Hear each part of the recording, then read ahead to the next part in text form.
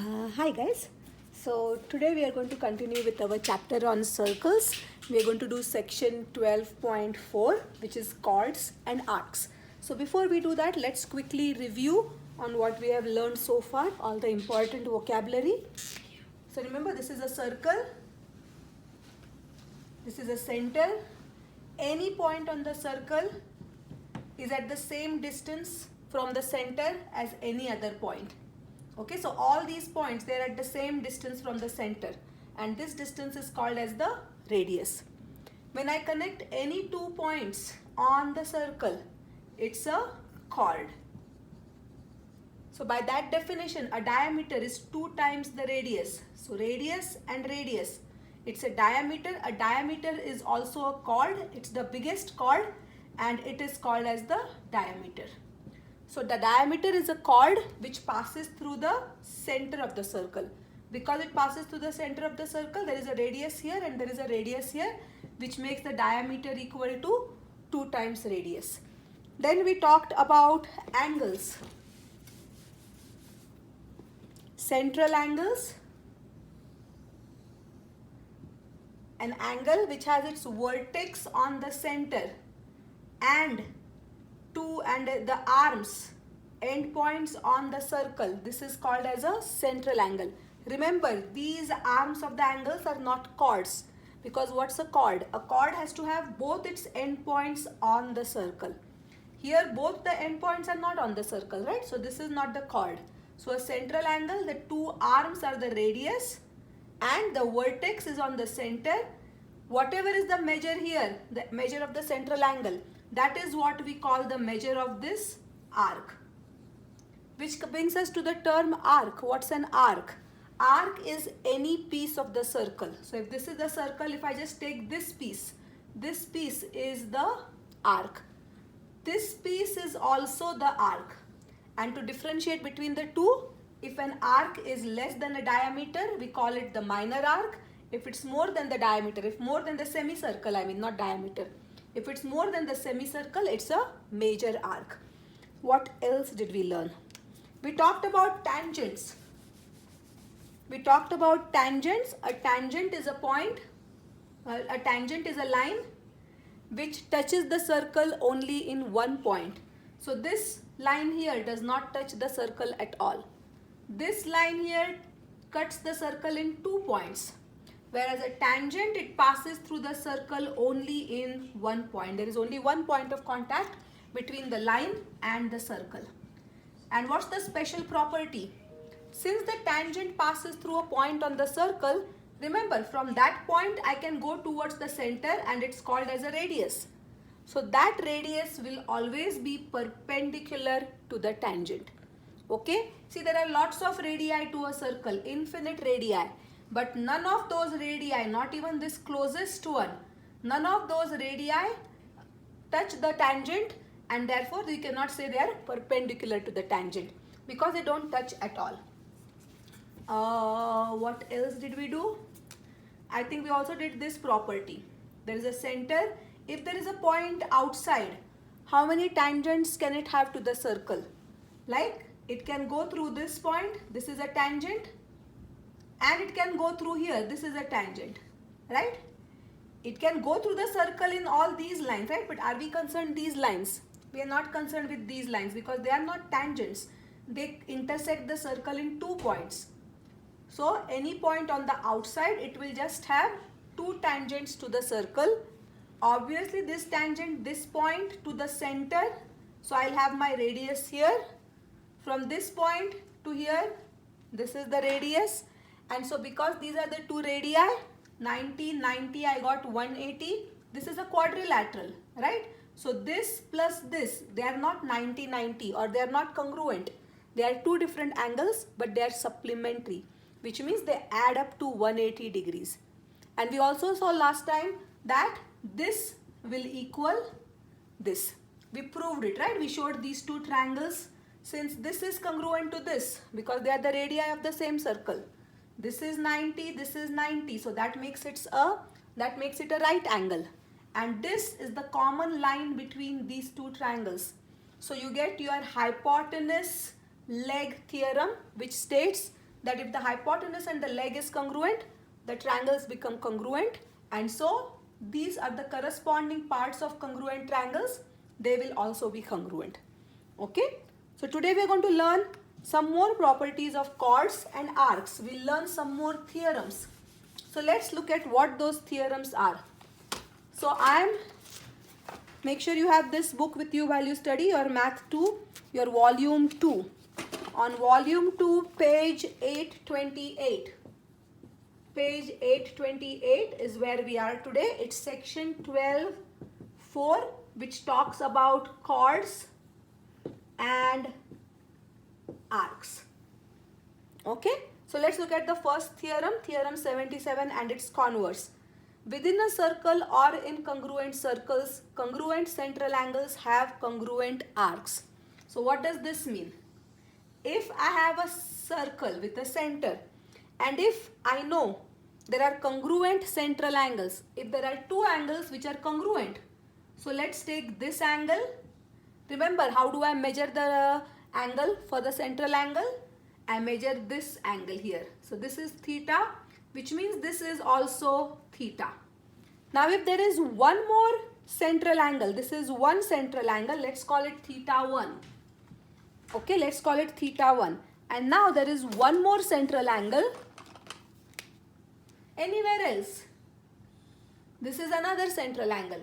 Maybe this is also theta 1, same measurement. So this arc here, the measure of this arc is also theta 1. Okay, so if I have two central angles which are congruent, theta 1, then their arcs will also be congruent. Make sense? So even if they did not give me this, if they just gave me this, that I have two central angles and they are congruent, what's my property? What can I derive? I can say, since the central angles are congruent, their arcs are also congruent. What is the reason? Because if this is the central angle, theta 1, let's say 30 degrees. If this is 30 degrees, then automatically this also becomes 30 degrees. Right? If this is my second congruent angle, central angle is congruent. So this is 30, so this is 30. If this is 30, I know the measure is 30 degrees. Right? So automatically this arc is now congruent to this arc. So what was given here? I was given that there are two central angles which are both congruent. So what's my claim or what's my inference from that? What do I infer? What do I understand? Because the two angles are congruent, I can say because the angles are congruent, the two arcs are also congruent. Right? And now what does the converse mean? Remember what is converse? Converse, the given and the claim switch. So now if I am given that a circle has two congruent arcs, what can I deduce from that? What can I know from that? Because I know the arcs are congruent, automatically I will know the central angles are also congruent. Okay? So in this case, if they ask me, if they tell me that this is 30 and this is 30. Okay? And if say this is, and if they tell me this is x, can I know what is this? This 30x, so this will also be x. They will both be the same measurement. Which means if this is 30, this is 30. Therefore, this also became 30. So congruent central angles have congruent arcs. That's the first theorem. I'm moving on to page 829. Page 829.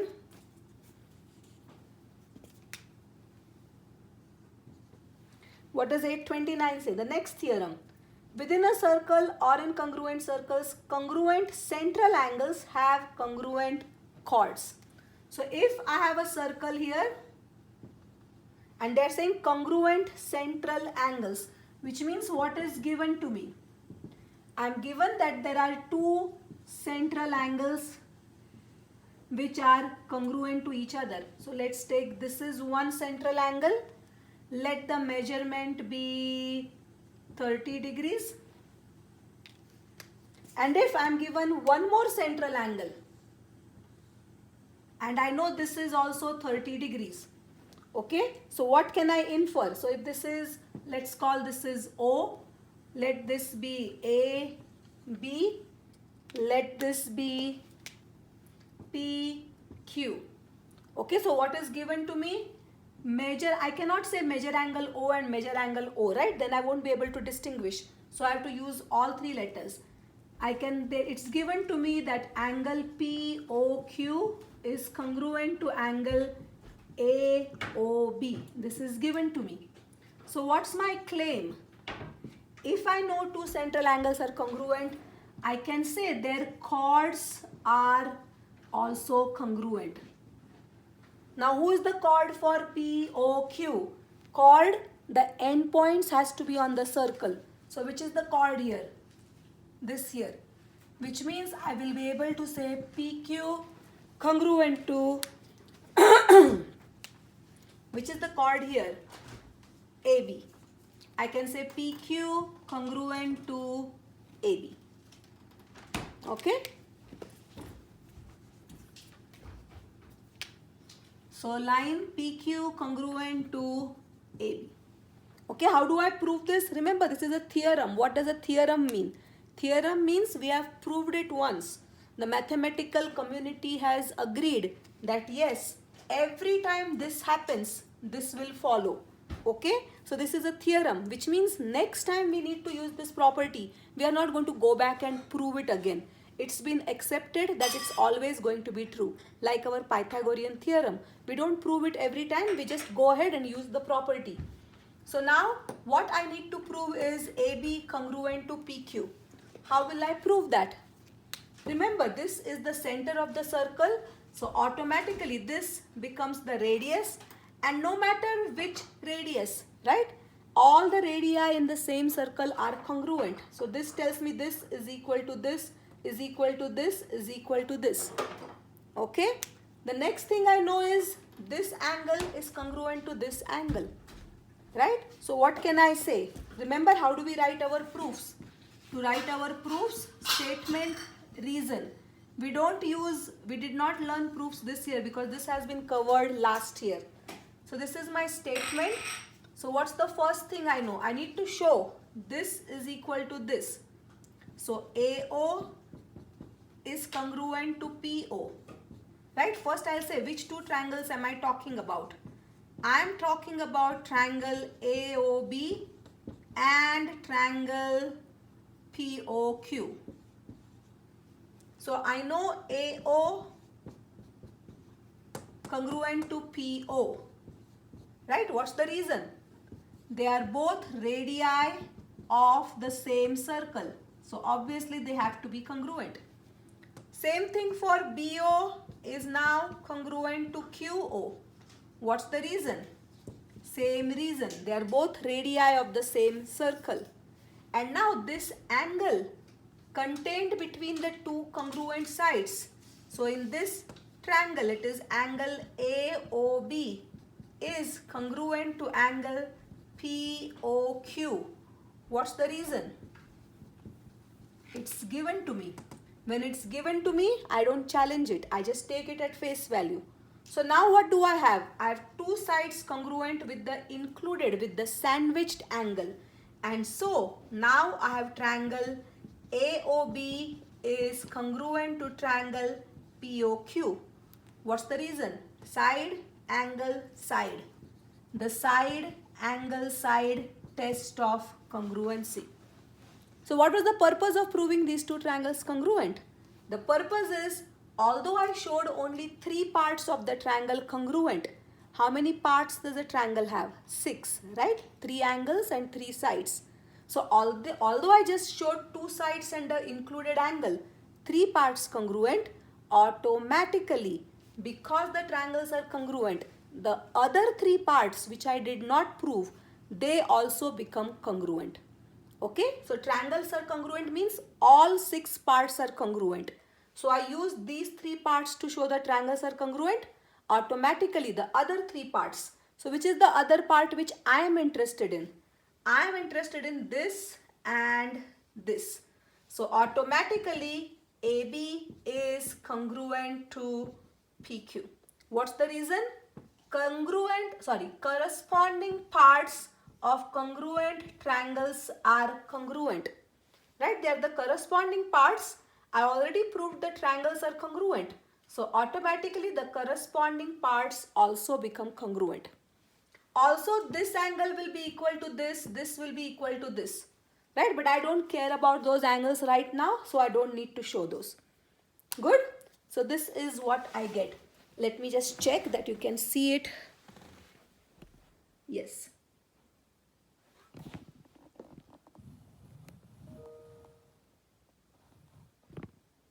Okay. I hope you can see it. So this is one more theorem. If I know two angles, the central angles are congruent. First we learned that their arcs will also be congruent. Then we learned with the central angles, the corresponding chords will also be congruent. There is one more property. I'm looking at theorem 79. Within a circle or in congruent circles, congruent chords have congruent arcs. Now this is kind of, we are going around in circles, right? What we first said was, if I have a circle, this is one angle, this is the arc for this angle, and this is the chord for this angle.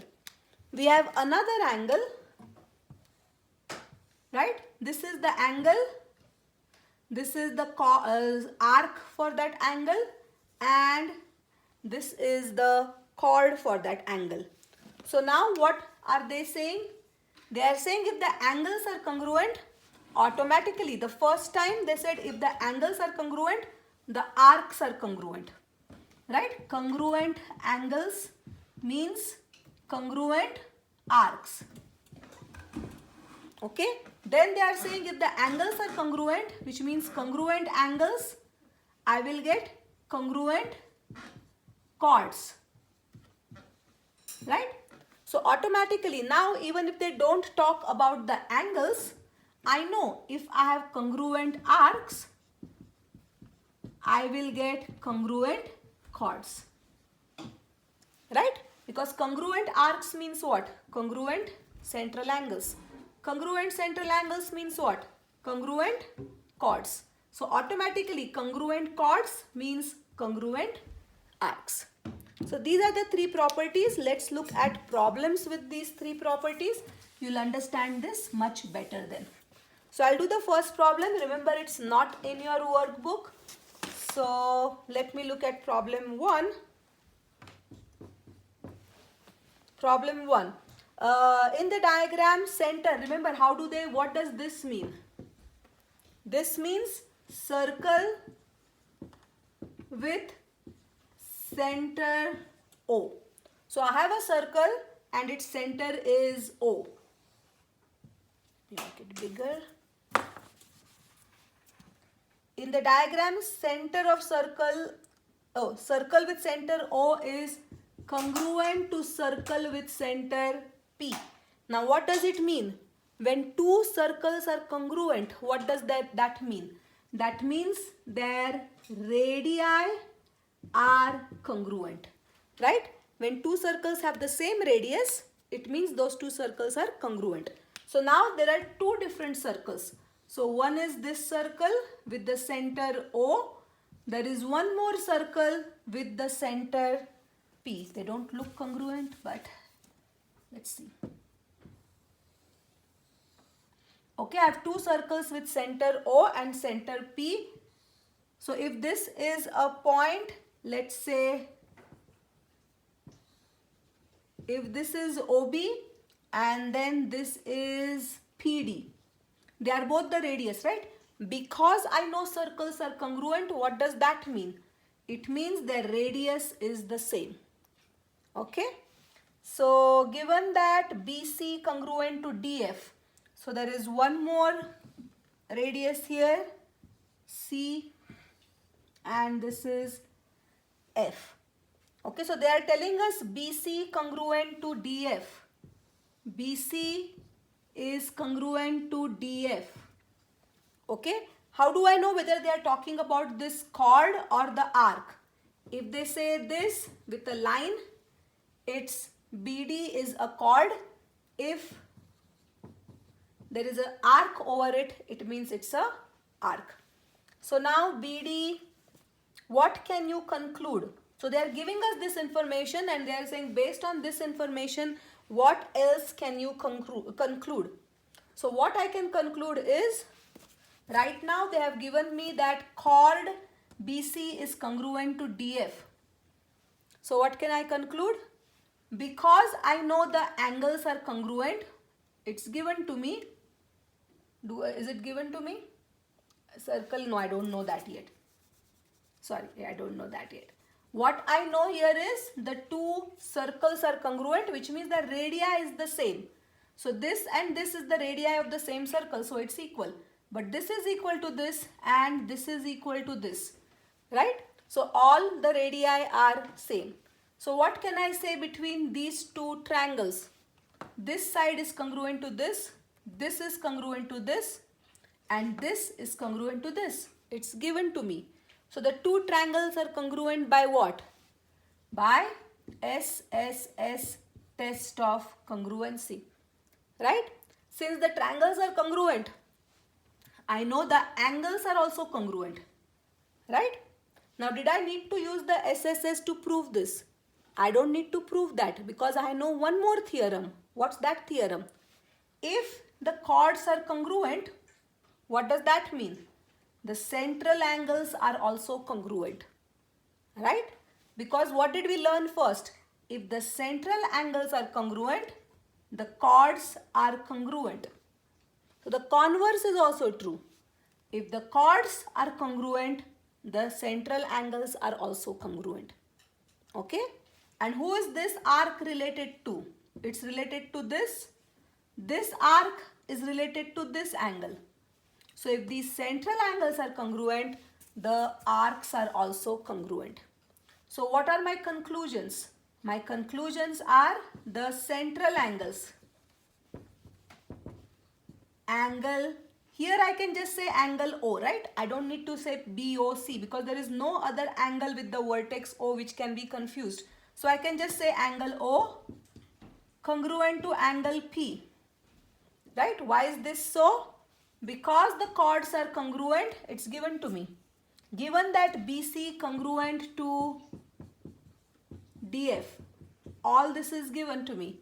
Since I know the chords are congruent, it means that central angles are congruent. And also, I know the arcs are also congruent. What are the arcs? BC, I want to show this is an arc, so I'm going to have a curve over it. Arc BC congruent to arc DF. Okay, so this is all I can conclude from this. So once you do this problem, I want you pause this video and do problem on page 829. Do the problem 1, got it problem. Okay, so they are giving you the diagram, they are giving you the two circles, they are telling you the angle is congruent. So they are asking you, can you show angle O is congruent to angle P? You should be able to prove the two triangles congruent with one of the tests, SSS, SAS, angle side, one of those, and you should be able to do it. Moving on to page 830, practice A1. The circles are congruent. What can you conclude? That's just like what we did just now. Okay, in 1 and 2. So moving on.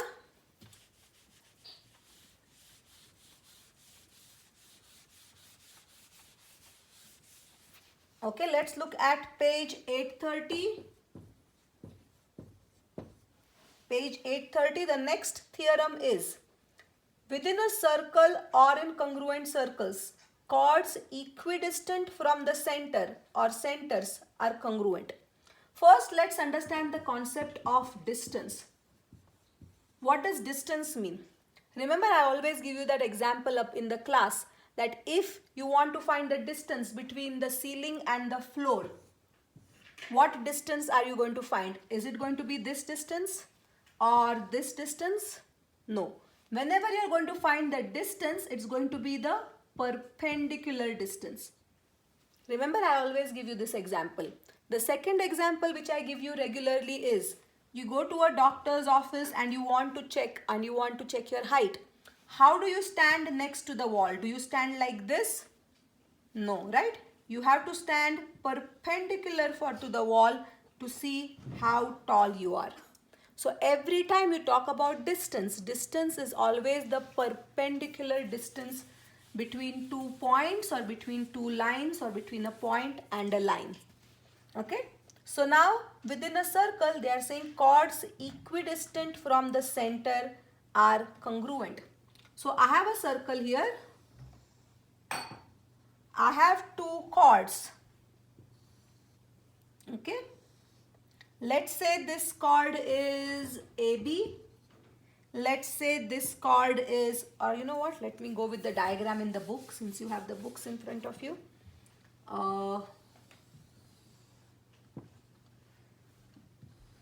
So if I have, this is AB and my second chord is,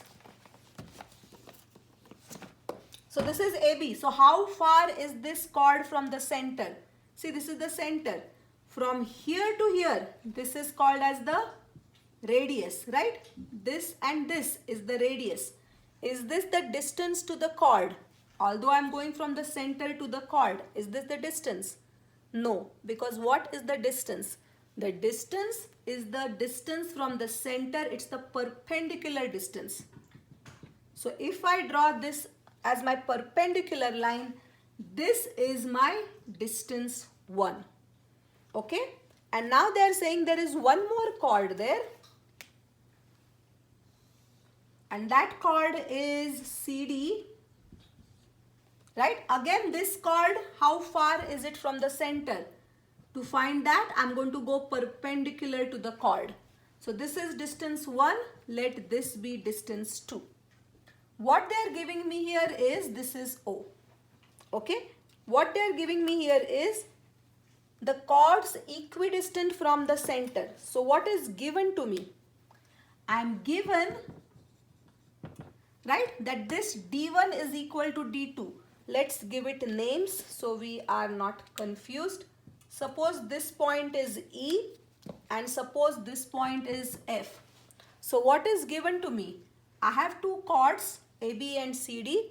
They are equidistant from the center, which means OE is the distance for chord AB and OF is the distance for chord DCD. And they are saying this distance is the same, which means these 2 lines are the same. Chords equidistant from the center are congruent. So I have to prove that they are congruent. These 2 chords are congruent. Remember, my claim is what?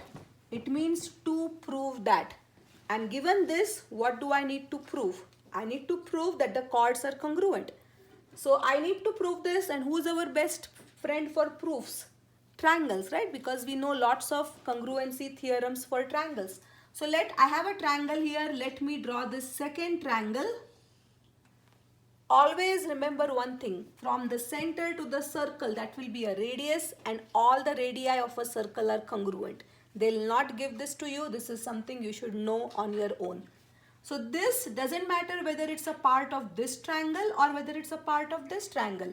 They are both the radii of the same circle, so they will all be equal.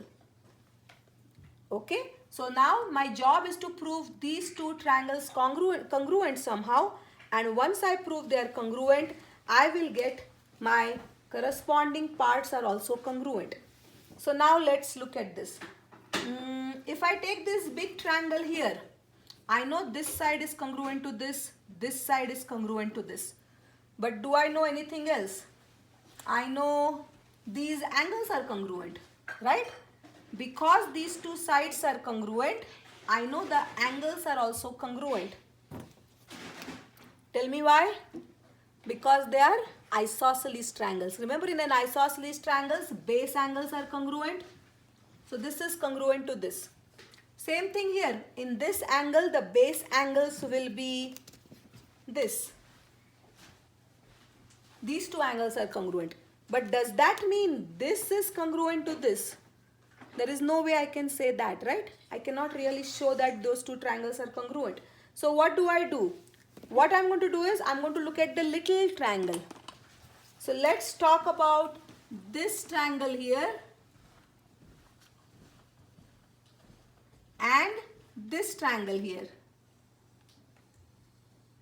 Okay, I know this OE, this is also congruent, right? This is congruent to this. It's given to me. So if I take this triangle and this triangle, I have a right angle. Why do I know this is a right angle? Because that's what distance means, right? Distance means it's perpendicular. So this angle is congruent to this angle. I know this side is congruent to this side. I know this side is congruent to this side. So what test is it? It becomes the angle side test. But is angle side a test? It is not, right? Because we don't say ASS. And so because we don't say ASS, angle side is not a valid test. But there is an exception. There is a special case of angle side. And that is if that angle which is congruent happens to be a right angle, then are these just ordinary sides? No. The side opposite this right angle is called as the hypotenuse. And the perpendicular side is called as the leg. So this is a special case of the ASS test, where if you have the hypotenuse congruent and the legs congruent in a right triangle, then those two triangles become congruent by the hypotenuse leg test.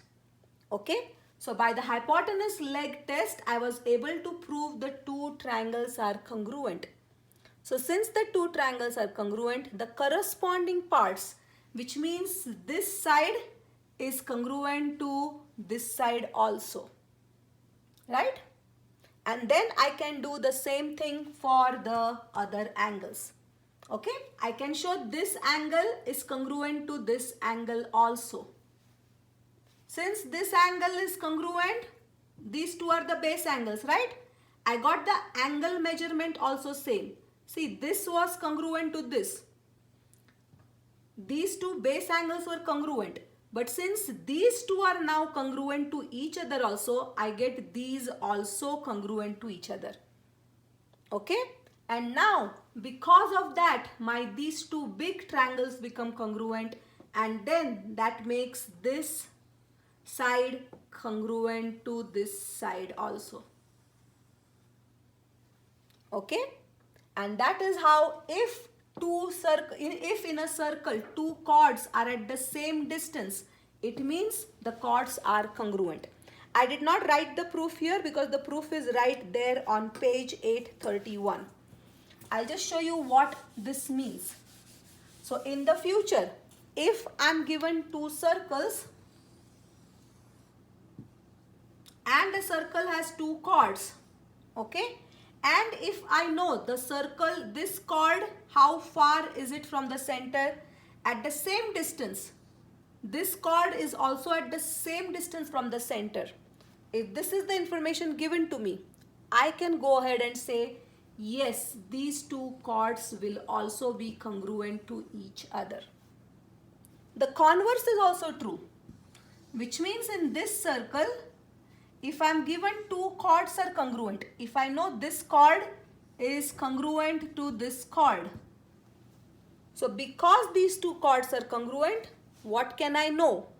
Although it's not given to me, I can safely say that these two chords are at the same distance from the center. Which means whatever is the distance of this chord from the center, same distance is this chord from the center.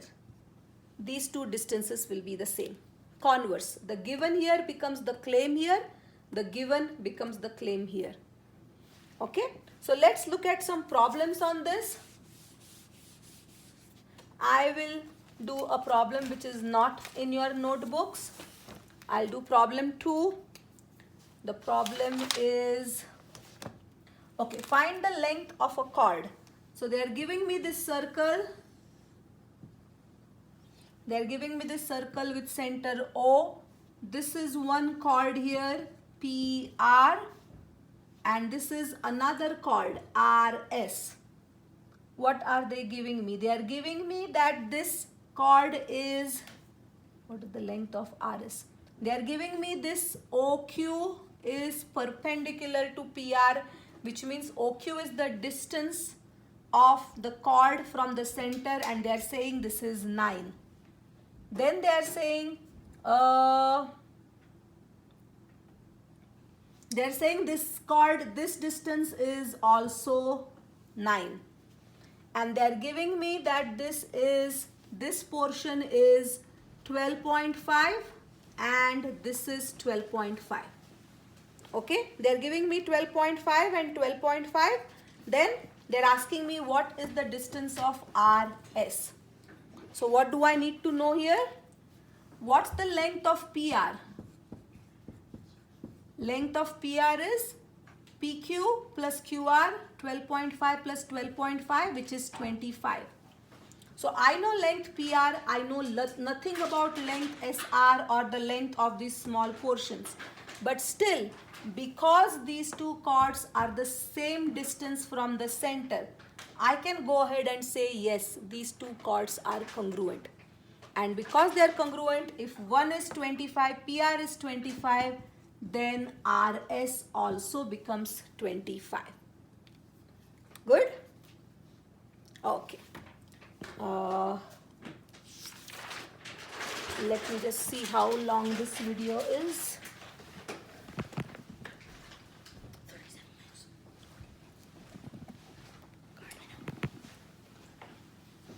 Okay. Let's do the next one.